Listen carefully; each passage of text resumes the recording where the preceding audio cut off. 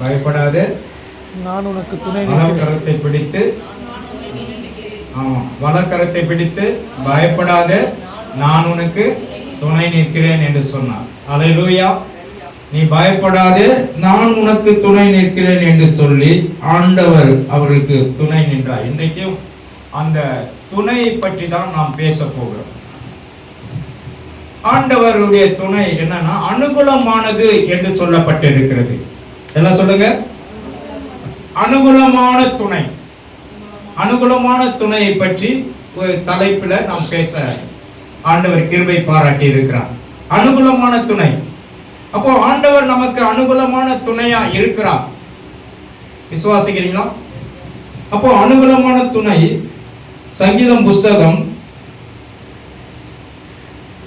46:1 வாசிங்க. தேவன் நமக்கு அடைக்கலமும் பலனும், ஆபத்து காலத்தில் அனுகூலமான துணையுமானவர். அனுகூலமான துணையுமானவர். அவர் நமக்கு என்னவா இருக்கிறாரோ? ஆபத்து காலத்தில் அனுகூலமான துணையுமா இருக்கிறார். இருக்கிறேன் என்று சொல்லி இருக்கிறார். விசுவாசிக்கிறீங்களா? அதாவது ஃபுல் ஹெல்ப். அதாவது என்ன சொல்றாரு அப்படின்னா ஆண்டவர் நமக்கு ஃபுல் ஹெல்ப் பண்றாரு. Very present the help. எப்படி? Full help. ஆண்டவர் நமக்கு முழுமையான துணையா இருக்கிறேன் என்று சொல்றார். முழுமையான துணை. ஆண்டவர் எந்த நேரமும் நான் உனக்கு துணை நிற்கிறேன் என்று சொல்றார். நீ நினைப்பதற்கும் எண்ணுவதற்கும் உனக்கு அதிகமாய் செய்யக்கூடியவன் நான் என்று சொல்றார். ஆண்டவன் நம்மோடு கூட இருக்கிறார். தேவச்சனமே, இன்றைக்கு அனுகூலமான துணை. வேற ஒன்றும் பெரிய பயம் நமக்கு இருக்கக்கூடாது. அவர் துணையா இருந்தால்தான் நமக்கு எந்த பயமும் இருக்கக்கூடாது. விசுவாசிக்கிறீங்களா?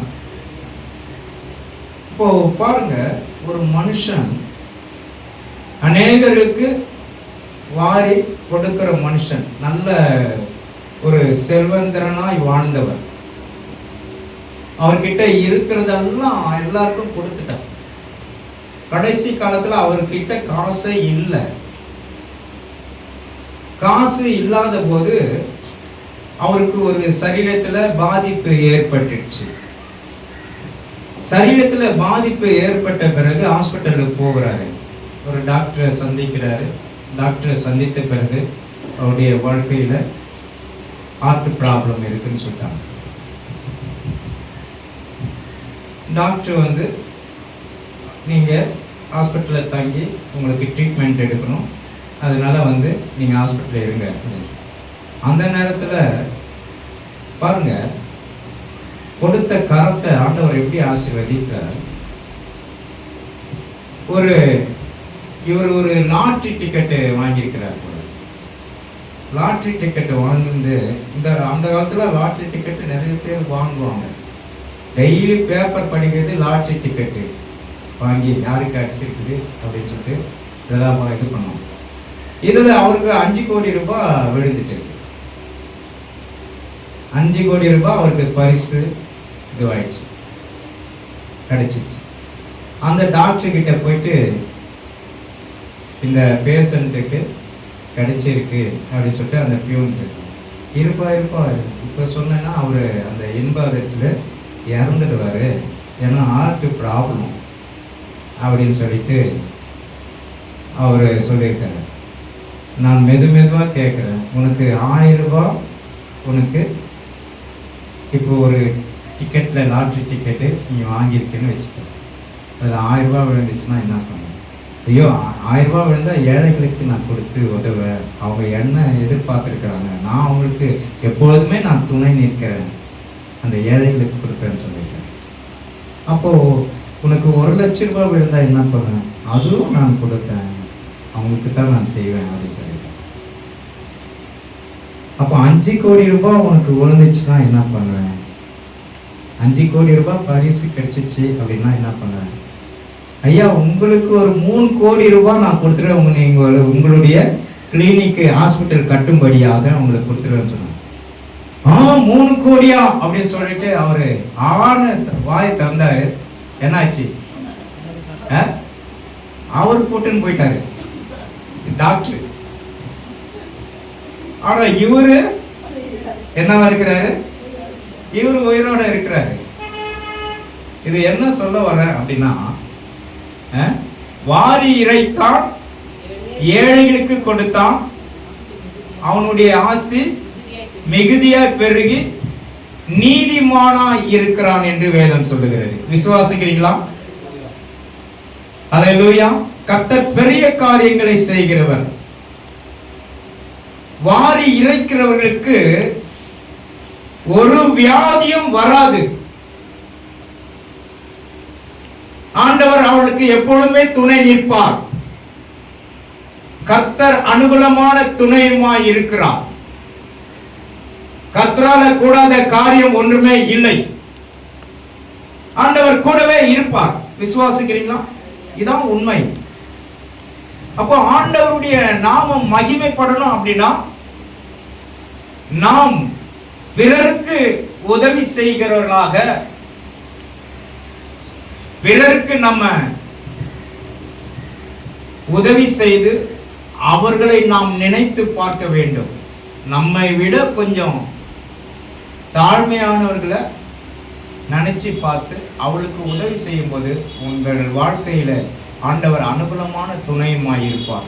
விசுவாசிக்கிறீங்களா? கர்த்தர் பெரிய மாற்றத்தை கர்த்தர் கொடுப்பார். அவர் துணை நிற்பார். எப்பொழுதுமே உதவி செய்கிற தேவன் நம்மோடு கூட இருக்கிறார். ஒருவேளை நம்ம கஷ்டப்பட்டு கஷ்டத்தோட வாழும்போது, ஐயோ எனக்கு யார் துணை, எனக்கு இல்லையே, யாரும் துணை இல்லையே அப்படின்னு நினைக்கலாம். அப்படிதானே இளைய குமாரன் தன் சொத்தை பிரிச்சுட்டு என்ன பண்ணிட்டாரு? வெளியே போயிட்டாரு. எனக்கு சொத்தை பிரிச்சு கொடு அப்படின்னு சொல்லிட்டு வெளியே போயிட்டார். வெளியே போன பிறகு அவருக்கு என்ன நடந்தது? எல்லாமே செலவாயிற்று. செலவாயிட்ட பிறகு யாரு நினைச்சு பார்க்கிறாரு? ஐயோ என் தகப்பன் வீட்டுல 1000 உதவியாளர்கள் இருக்காங்க, எவ்வளவு வேலைக்காரர்கள் இருக்கிறாங்க, எவ்வளவு பேரு சும்மா சாப்பிடுறாங்க, நான் ஏன் இங்க கஷ்டப்படணும்? நான் எனக்கு ஒரு பன்றிக்கு கிடைக்கிற தவிட்டுக்கு கூட நான் பிச்சை எடுக்க வேண்டியதாயிற்று. நான் ஏன் இந்த பன்றி சாப்பாடு சாப்பிடணும்? நான் ஏன் இவ்வளவு கஷ்டப்படணும்? நான் எனக்கு ஏன் இப்பேற்பட்ட குணம் வந்தது அப்படின்னு சொல்லிட்டு நினைச்சு பார்க்கணும். உடனே என்ன பண்றாரு? நினைச்சு பார்த்து அந்த நிமிஷத்துல, தகப்பன் வீட்டை நினைச்ச பார்த்த நிமிஷத்துல என்ன பண்ணிட்டான்? நேரா தகப்பன் வீட்டுக்கு நடக்கணும். தகப்பன் வீட்டுல போயிட்டு ஒரு தகப்பங்கனை போயிட்டு என்ன பண்றான்? நேரில் போய் சந்திக்கிற தகப்பன் தாம் பிள்ளை வருத பார்த்த பிறகு என்ன நடக்குது? தகப்பன் சொத்தை பிரிச்சு கொடுத்தல, இதோட வராது போ. உலக தகப்பன் வந்தா என்ன பண்ணுவாரு? சொத்தை பிரிச்சு கொடுத்தல, சொத்தை வாங்கிட்டு போனால, எங்கேயும் அழிச்சிட்டு இங்க வர போ போ போ. பிச்சைக்காரனை விரட்டி விடுறதை காட்டிலும் தன் மகனை விரட்டி விட்டுருப்பான். ஆனால் தகப்பன் தன் மகன் வருவதை பார்த்து என்ன பண்ணிருக்காரு? கட்டி அணைச்சிட்டார். இதுதான் அனுகூலமான துணை. எத்தனை பேர் விசுவாசிக்கிறீங்க? இதுதான் அனுகூலமான துணை. அந்த தகப்பனார் கட்டி அணைச்சி, ஐயோ என் மகன் மரித்தான், மீண்டுமாய் வருகிறான், மீண்டுமாய் பிழைத்திருக்கிறான் என்று சொல்லி தன் மகனை அணைத்துக் கொண்டார். இன்றைக்கு தேவ ஜனமே, எத்தனையோ முறை நம்ம ஆண்டவருக்கு நம்ம விரோதமாய் இருந்திருக்கிறோம். ஆண்டவருடைய சொல்ல கேட்காம இருந்திருக்கிறோம். 5 கன்னியை போல வெளியே இருந்திருக்கிறோம். ஆயத்தம் இல்லாமல் இருந்திருக்கலாம்.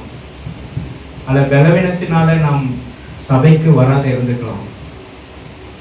சோர்ந்து போய் இருந்திருக்கலாம். யாருக்கும் எதையும் செய்ய வேண்டாம் என்ற உங்களுக்குள்ள ஒரு நம்பிக்கை இழந்திருக்கலாம். ஆனால் ஆண்டவர் சொல்லுகிறார், உனக்கு அனுகூலமான துணையும் ஆயிருக்கிறேன் சொன்னார். இன்றைக்கு ஆண்டவர் பக்கம் நீங்க திரும்பிட்டீங்க அப்படின்னா, கர்த்தரை நினைச்சிட்டீங்க அப்படின்னா, உங்களுடைய வாழ்க்கை மாறும். விசுவாசிக்கிறீங்களா? தகப்பனை நினைச்சிட்டீங்க அப்படின்னா உங்களுடைய வாழ்க்கை மாறும். அங்க அவர் போய் நினைக்கிறாரு, நான் எதற்கு கஷ்டப்படணும்? இன்னைக்கு நம்ம அப்படிதான் நீங்க நினைக்கணும், நான் எதற்கு இப்ப இவ்வளவு பெரிய கஷ்டம்? எனக்கு ஆண்டவர் அனுகூலமான துணைமா இருக்கிறார். நான் எதற்கு நான் கடன் வாங்கணும்? நான் எதற்கு கண்ணீர் விடணும்? நான் எதற்கு இவ்வளவு கஷ்டப்பட்டு கொண்டிருக்கணும்? நான் எதற்கு இந்த வியாதியில துடித்து கொண்டிருக்கணும்? பரலோக தகப்பனை நீங்க நினைச்சு பாருங்க, அவர் உங்களுக்கு அனுகூலமான துணையுமா இருப்பார். எத்தனை பேர் விசுவாசிக்கிறீங்க? அவர் அனுகூலமான துணையுமா இருப்பார். தானியேலுக்கு ஆண்டவர் அனுகூலமான துணையுமா இருந்தார். விசுவாசிக்கிறீங்களா? தானியேலுக்கு ஆண்டவர் எப்படிப்பட்ட துணை? அவருக்கு என்ன பண்ணிட்டாங்க? அவரை வெறுத்து இவர் மேல குற்றம் சாட்டி இவர் பேர்ல என்ன போட்டுட்டாங்க? இவரை சிங்ககவியில போடுங்கன்னு சொல்லிட்டு கையெழுத்து ராஜா கிட்ட வாங்கியாச்சு. தரியு ராஜா கிட்ட கையெழுத்து வாங்கியாச்சு. வாங்கிட்ட பிறகு என்ன நடந்தது சொல்லுங்க? இவர் பாவம், இரவும் பகலும் தேவனை தேடுகிற ஒரு மனுஷன், இரவும் பகலும் வேதத்தை வாசித்துக் கொண்டிருக்கிற மனுஷன் அவர். ஹல்லேலூயா! சாலமோன் கட்டின தேவாலயத்தை பார்த்து, பால்கனியில பார்த்து தேவாலயத்துக்கு நேராக முழங்கால் படிட்டு ஜெபிக்கிற மனுஷன். ஆனா அவருக்கு நேரிட்டது என்ன? பிரச்சனை, போராட்டம். அவருக்கு நேரிடும் போது கர்த்தர் அவர்களுக்கு, தானியேல் புஸ்தகம் எடுங்க, தானியேல் 10:12 எடுங்க.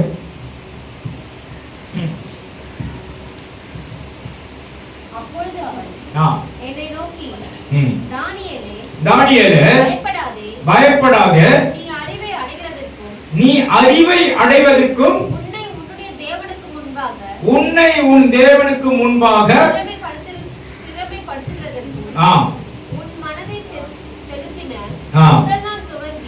முதல் நாள் தொடங்கி உன் வார்த்தைகள் கேட்கப்பட. யார் சொல்றா? யார் சொல்றா? மீகாவேல் சொல்ற, தேவதூதன் சொல்ற. சொல்லுங்க. உன் வாழ்க்கை, உன்னுடைய வார்த்தை கேட்கப்பட்டது. உன் மனதை செலுத்தின முதல் நாளே துவங்கி உன் வார்த்தைகள் கேட்கப்பட்டது. உன் வார்த்தைகள் நிமித்தம் நான் வந்தேன் என்று தேவதூதன் என்ன பண்றாரு? சொல்றார். அப்போ ஆண்டவர் தானியேலுக்கு மாத்திரம் தேவன் அல்ல, இன்றைக்கு நீங்க கூப்பிடுகிற யாவருக்கும் தேவன். விசுவாசிக்கிறீங்களா? அவர் அனுகூலமான துணையுமா இருக்கிறார். எந்த சின்ன உதவி கேட்டா கூட செய்வார். நேற்று தினத்துல எனக்கு பலவீனம், சுகர் பார்த்தா ஹை ஆயிட்டு. ஆண்டவர்கிட்ட சொன்னேன், இந்த மாதிரி எனக்கு பலவீனமா இருக்குப்பா. ஆண்டவர் சொன்னார், ஒரே ஒரு நெல்லிக்காய் சாப்பிடுன்னு சொல்லி. நெல்லிக்காய் ஃப்ரிட்ஜை திறந்து பார்த்தா நெல்லிக்காய், அதை கட் பண்ணி சாப்பிடும். அதுல இருந்து கர்த்தர் பலம் தருவாரா. நேற்றைய தினத்துல 2.5 மணி நேரம் ஃபாஸ்டிங் பிரேயர் பலம் கொடுத்தார். சின்ன உதவி கேட்டா கூட கர்த்தர் செய்ய வல்லவராக இருக்கிறார். விசுவாசிக்கிறீங்களா? உங்களுக்கு ஆண்டவர் செய்வார். உங்க பிரச்சனையை ஆண்டவர் கிட்ட சொல்லுங்களேன். ஏன் சொல்ல மாட்டீங்க? பிலிப்பியர் புஸ்தகத்துல சொல்லப்பட்டிருக்கல, உங்களுடைய நீங்கள் ஒன்றுக்கும் கவலைப்படாமல் எல்லாவற்றையும் குறித்து யார்கிட்ட சொன்னு சொல்றாரு? தேவனுக்கு தெரியப்படுத்துங்க.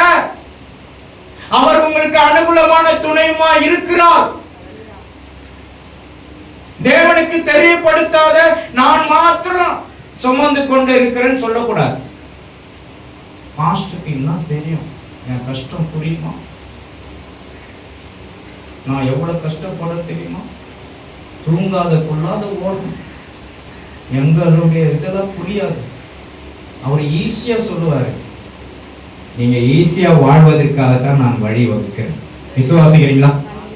இந்த சபையில நீங்க வந்துட்டீங்க அப்படின்னா நிச்சயமா டைரக்டா நமக்கு அடுத்த இது நமக்கு எங்க எங்க இருக்கு?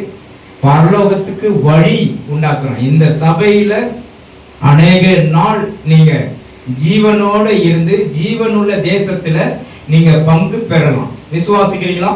கர்த்தர் உங்களுக்கு கொடுக்கப்பட்ட இந்த ஜீவனுள்ள தேசம் எதுனா பரலோகத்துக்குரிய வழி தான் சபை. விசுவாசிக்கிறீங்களா? பரலோகத்துக்குரிய வழி தான் சபை. நான் வெளியவே இருந்துக்கிறேன், வாரத்துக்கு ஒரு முறை வரேன், இல்லாட்டி மாசத்துக்கு 2 முறை வரேன் அப்படின்னு சொல்றதுக்காக சபை கிடையாது. அப்போ நீங்க ஆயத்தம் இல்லை என்ற அர்த்தம். 2 பிரிவா பிரிக்கிறார் ஆண்டவர். 2 பிரிவா பிரிக்கிறார். என்ன பிரிவு? ஆண்டவர் சொல்றாரு இல்லையா, தொழுவத்தில் உள்ள ஆடுகளும் எனக்கு உண்டு, வெளியுள்ள ஆடுகளும் எனக்கு உண்டு. நிறைய ஆடுகள் வெளியே தான் நிக்கிறாங்க. அது இஸ்லாமிய சகோதரருக்கும் சொல்லப்பட்டிருக்கிறது, ரட்சிக்கப்பட்ட பிள்ளைகளுக்கும் சொல்லப்பட்டிருக்கிறது. அவர் உனக்கு அனுகூலமான துணையுமா இருக்கிறேன் என்று சொல்லி இருக்கிறார். சிங்ககவில போட்டாங்க, சிங்கம் அவரை சேதப்படுத்திட்டா, சிங்கம் சேதப்படுத்திட்டா இல்ல. ஏன்? பத்ம தீவுல இவரு அவ்வளவு கஷ்டப்பட்டாரு. யாரு? யோவான். எங்க போட்டாங்க? எண்ணெய் கொதிக்கிற எண்ணெயில அவரை போட்டாங்க. யார? யோவான். நம்மளா தான் என்ன பண்ணுவோம்? மீன் சுருள்ற மாதிரி மீன் வறுக்கிற மாதிரி பொறிஞ்சு போயிருக்கோம். அவரை போட்டா அந்த கொதிக்கிற எண்ணெயில போட்டாங்க. அவரு ஜாலியா அதுல இது மாதிரி நீச்சல் அடிக்கிறாரு. எவ்வளவு அனுகூலமான துணை, எவ்வளவு நன்மை. அப்போ இது நம்மளுடைய ஆண்டுடைய வார்த்தை கேட்கணும்னா நம்ம பரலோகத்துக்கு செல்லும் வழி எது அப்படின்னா சபை தான். விசுவாசிக்கிறீங்களா? அப்போ அந்த பெரிய கொதிக்கிற எண்ணெய் 90 டிகிரி எப்படியே அதிகமா கொதிக்கிறது. அந்த எண்ணெயில தூக்கி போட்டா இவர் என்ன பண்றாரு? ஜாலியா நீச்சல் அடிக்கிறாரு. நீச்சல் அடிச்சு அப்படியே ஆஹா இவன் வேலைக்கு ஆகுமான் அப்படின்னு சொல்லிட்டு என்ன பண்றாங்க? பத்ம தீவுல போட்டாங்க. பத்ம தீவுல போட்டா என்ன பண்றாரு? அங்க போய் வெளிப்படுத்தின விசேஷத்தை புக்கை எழுதுறாரு. ஆண்டவருடைய பரலோகத்தை பற்றி எழுதியிருக்கிறார். பரலோகத்தின் ரகசியத்தை பற்றி எழுதியிருக்கிறார். இன்னைக்கு தேவஜனமே, உனக்குள்ள இருக்கிற கஷ்டங்கள் எல்லாம் ஆண்டவர் அறிவார். எதுல இருந்தாலும் நமக்கு பிழைப்பு கர்த்தர் கொடுப்பார். அவர் அனுகூலமான துணையுமா இருக்கிறார். எத்தனை பேர் விசுவாசிக்கிறீங்க? கர்த்தரால கூடாத காரியம் ஒன்றுமே இல்லை. உங்களை ஆண்டவர் அழைக்கிற தேவன், உங்களை அழைக்கிற தேவன், உங்களுக்கு சமாதானத்தை கொடுக்கிற தேவன், உங்கள் தேவைகளை பூர்த்தி செய்கிற தேவன். உங்கள் குறைகள் எல்லாம் கிறிஸ்து இயேசுவின் மகிமையினால் சொல்லுங்க நிறைவாக்குவேன் என்று சொல்றார். அப்போ நீங்க யாருக்கிட்ட நீங்க சொல்ல வேண்டியது? உங்க குறைகள் எல்லாம் கர்த்தரிடத்துல சொல்லுங்க. கர்த்தர் உங்களுக்கு பூர்த்தி செய்வார். உங்களுக்கு குறித்ததை நிறைவேற்றுவார். உங்களுக்கு குறித்ததை நிறைவேற்றி முடிக்கும் வரையிலும் அவர் தூங்க மாட்டார். விசுவாசிக்கிறீங்களா? நிறைவேற்றி முடிக்கிற வரைக்கும் தூங்க மாட்டார். எதுவா இருந்தாலும் நம்மளே பார்த்துக்கலாம், நம்மளே கவலைப்பட்டுக்கிறோம். பிறர்கிட்ட சொன்னா, பிறர்கிட்ட நீ சொல்லவே வேண்டாம். பிறருக்கு இன்னைக்கு வாங்கிக்குவாங்க, கேட்டுப்பாங்க. நாளைக்கு விழித்து இருந்து எடுக்கும் போது எல்லாருக்கும் பரவிடும். ஆனா ஆண்டவர்கிட்ட சொல்லுங்க, உங்கள் குறைவுகளை கிறிஸ்தேசுவின் மகிமையினால் நிறைவாக்குவார். விசுவாசிக்கிறீங்களா? கர்த்தர்கிட்ட சொல்லுங்க, நீங்கள் ஒன்றுக்கும் கவலைப்படாமல் ஸ்தோத்திரத்தோடும் விண்ணப்பத்தோடும் வேண்டுதலினாலும் ஜெபத்தினாலும் அவருக்கு தெரியப்படுத்துங்கன்னு சொல்லியாச்சு. அவருக்கு தெரியப்படுத்தினா உங்களுக்கு அனுகூலமான துணையா இருக்கிறார். எல்லாமே நானே பார்த்துக்கிறேன் அப்படின்னு இருக்கிறவங்க நிறைய பேர் இருக்கிறாங்க. உங்க கூட்டத்துல இருக்கிறீங்க என்னன்னு தெரியல. ஆண்டவர்கிட்ட தெரியப்படுத்துங்க. உலகத்தை பற்றி அல்லது வருங்காலத்தை பற்றி நீங்க கவலைப்பட்டு கொண்டிருக்கீங்க. ஆண்டவர் சொல்ற, நான் அனுகூலமான துணையுமா இருக்கிறேன். அப்படின்னா என்ன அர்த்தம்?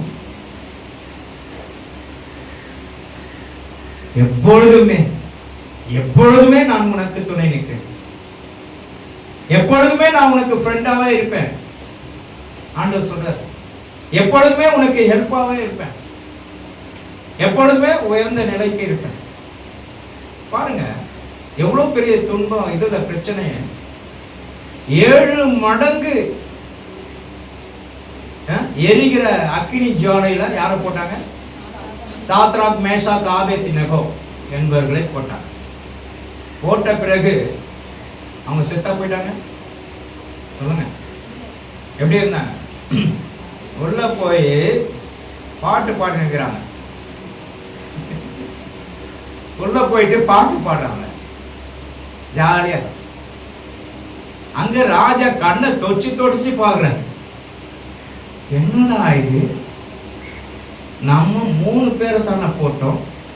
3 பேரை தூக்கி, அதாவது 3 பேரை ஒவ்வொருத்தரையும் தூக்கின்னு போகும்போது ஒவ்வொருத்தனை மறிக்கிறாங்க. அவ்வளவு அக்கினியா இருக்க. ஆனா உள்ள இருக்கிறவங்க ஜாலியா பாட்டு பாடின்னு ஆவியில நிறைந்து இருக்கிறாங்க. ஒருத்தர் யாருன்னு அப்படியே முகத்தை பாக்குறாரு. 4 பேரா தெரிதா? வா, எனக்கு தான் கண்ணு ஏதோ டபுள் ஆயிட்டுக்குது. நானும் கண்ணாடி போட்டு பார்க்குறேன், பார்க்க முடியல. இன்னொருத்தனை தூக்கின்னு பார்க்க வைக்கிறாங்க. பாரு, இது யாரு? 3 பேர் தானே போட்டோம், 4 பேரா இருந்தாங்க. எதுக்கு 4 பேர் வந்தாங்க? அல்லேலூயா. அவர் நமக்கு துணை நிற்கிற தேவன், அனுகூலமான துணையா இருக்கிறார். எத்தனை பேர் விசுவாசிக்கிறீங்க? ஆமென் சொல்லுங்களேன். கர்த்தர் உங்களுக்கு அனுகூலமான துணைமா இருப்பார். நீங்க இன்றைக்கு தனிமையானவர் அல்ல. என்னை நோக்கி கூப்பிடு, நான் உனக்கு மறு உத்தரவு அருளச் செய்வேன். நான் உனக்கு உடனே பதில் தருவேன். நான் உன்னோட இருந்து உன்னை பலப்படுத்தி சகாயம் செய்வேன். உன்னை நீதியின் வலக்கரத்தினால் தாங்குவேன். தேவ ஜனமே, அவர் அனுகூலமான துணையுமாயிருக்கிறார். உன்னை விட்டு விலகாமல் கூடவே இருக்கிறவர். இன்றைக்கு ஒருவேளை கஷ்டப்பட்டு கொண்டு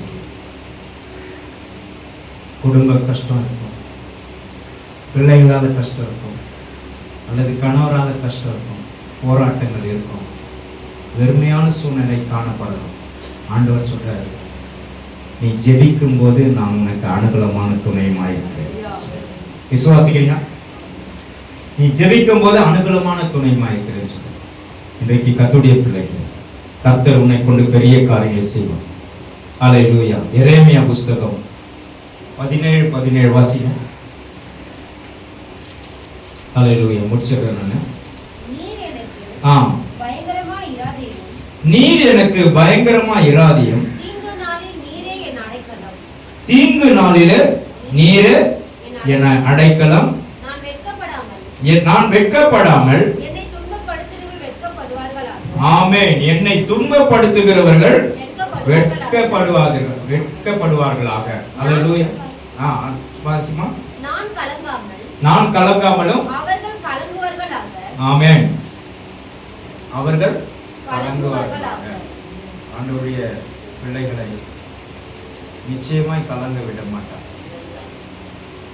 உங்களை வெட்கப்படுத்துகிறவர் கலங்குவார்கள், உங்களை துக்கப்படுத்துகிறவர் கலங்குவார்கள், உங்களுக்கு வேதனை கொடுக்கிறவர்கள் கலங்குவார்கள். ஏனென்றால் அவர் உங்களுக்கு அனுகூலமான துணையுமாய் இருக்கிறார். விசுவாசிங்களா? போன வாரம் என்ன படித்தோம்? பயப்படாதே. அதாவது உன் வழக்கரத்தை பிடித்து பயப்படாதே, நான் உனக்கு துணை நிற்கிறேன்னு சொன்னார். இன்றைக்கு நான் உனக்கு அனுகூலமான துணையுமாய் இருக்கிறேன்னு சொல்றாரு. கர்த்தர் நிச்சயமாய் உங்களுக்கு அனுகூலமான துணையுமா இருப்பார். எவ்வளவு பேராபத்து வந்தாலும், எவ்வளவு பெரு நஷ்டங்கள் வந்தாலும் கலங்காதீங்க, பயப்படாதீங்க.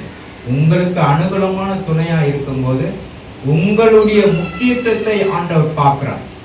நீங்க ஆண்டவரை தேடி வரும்போது, ஆண்டவர் பின்னே செல்லும் போது, ஆண்டவருக்காக நான் வைராக்கியமா இருக்கிறேன் என்று சொல்லும் போது, கர்த்தர் உன்னை கொண்டு பெரிய திட்டங்கள் வச்சிருக்கிறார். அவன் என்னிடத்தில் வாஞ்சியா இருக்கிறபடினால் அவனை விடுவிப்பேன், என் நாமத்தை அவன் அறிந்திருக்கிறபடினால் உயர்ந்த அடைக்கலத்தில் வைப்பேன் என்று சொல்லி இருக்கிறார். ஆண்டவர் உங்களை உயர்ந்த அடைக்கலத்தில் வைக்கும்படியாக, ஆண்டவர் இந்த நாளில எல்லா தடைகளையும் நீக்கும்படியாக ஆண்டவர் இந்த நாளில உங்களோட பேசிக் கொண்டு இருக்கிறார். கர்த்தர் உங்களுக்கு அனுகூலமான துணையுமாய் இருக்கிறார். எத்தனை பேர் விசுவாசம்? நீங்க ஆபத்து காலத்தில் நோக்கி கூப்பிடுங்க, அவர் அனுகூலமான துணையுமாய் இருக்கிறார். ஆபத்தை கண்டு பயப்படாதீங்க. சில நேரத்துல நம்மளே ஆபத்தை தேடி போயிடும். அப்படி இருக்க எப்படி ஆபத்தை தேடி போறோம் அப்படின்னா, ஒரு வார சபைக்கு வரல அப்படின்னா நீங்க எத்தனை பின்னோக்கி போய் கொண்டிருக்கீங்க தெரியுமா? எவ்வளவு பின்னோக்கி கொண்டு போயிருக்கு. சத்துருடைய வேலை, சாத்தானுடைய வேலை என்னன்னா நம்மளை பின்ன தள்ளுற வேலை தான். ஆனா ஆண்டவருடைய வேலை என்னன்னா நமக்கு அனுகூலமான துணையமா இருக்கிற வேலை தான். கர்த்தர் நமக்கு துணையா இருப்பார். நாம் எல்லாரும் எழுந்து நிற்போம். கர்த்தர் பெரிய காரியங்களை செய்வார். ஹல்லேலூயா. கர்த்தாவே, இந்த நாளிலே ஆண்டவரே எங்களுக்கு ஆண்டவரே உதவி செய்கிற தேவனா இருக்கு, எங்களை பாதுகாக்கிற தேவனா இருக்கு. சாத்ராக், மேஷாக், ஆபேத்நேகோவை தூக்கி போடும்போது கர்த்தர் அங்கு அனுகூலமான துணையுமாய் இருந்தீர். கர்த்தர் அவர்களை பாதுகாத்தி வழி நடத்தினீர். ஆண்டவரே, தானியேலை சிங்கக்கபில போடும்போது அவர்களுக்கும் நீர் அனுகூலமான துணையுமாய் இருந்தீர். ஆண்டவரே, ஸ்தோத்திரம் அப்பா. யோவான் ஆண்டவரே எண்ணெய் சட்டியில போடும்போது நீர் அவர்களுக்கும் அனுகூலமான துணையுமாய் இருக்கிறார். இன்றைக்கு நாங்கள் ஹல்லேலூயா இவ்வுலகத்தில் இருக்கும்போது எங்களுக்கும் நீர் அனுகூலமான துணையுமாய் இருக்கிறார். இன்றைக்கு ஆண்டவரே ஒவ்வொருக்குள்ளே அனுகூலமான துணையுமாய் இருக்கிறார். ஒவ்வொருவரையும் வழி நடத்தும்படி ஆட்சி, எல்லா தடைகளை நீக்கும்படி செய்கிறார். புது பலன் தாய் இயேசுவின் நாமத்தில் பிதாவே, ஆமென். ஆசீர்வதித்து உன்னை காக்க கடவர். கர்த்தர் தம்முடைய முகத்தை உன்மேல் பிரகாசிக்க பண்ணி உன்மேல் கிருபையாய் இருக்க கடவர். கர்த்தர் தம்முடைய முகத்தை உன்மேல் பிரசன்னமாக்கி உனக்கு அவர் ஹல்லேலூயா சமாதானத்தை கட்டளையிட கடவர்.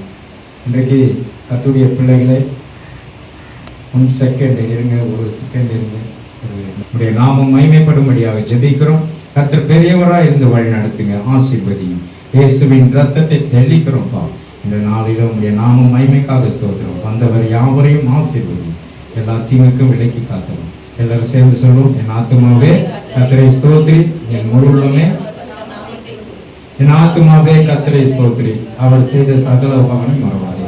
நம் ஆண்டவராக இயேசு கிறிஸ்துவின் கிருபையும் பிதாவாகிய தேவனுடைய அன்பும் பரிசுத்த ஆவியானவருடைய அன்புடைய ஐக்கியமும் சமாதான சுகமும் நாம் அனைவரோடும் என்றென்றைக்கும் சதா காலங்களிலும் கூட இருப்பதாக. ஆமென், ஆமென். அல்லேலூயா, அல்லேலூயா, அல்லேலூயா. கர்த்தர் உங்களை ஆசீர்வதிப்பார். ஒருவருக்கொருவர் வாழ்த்தி செல்லுங்கள். God bless you.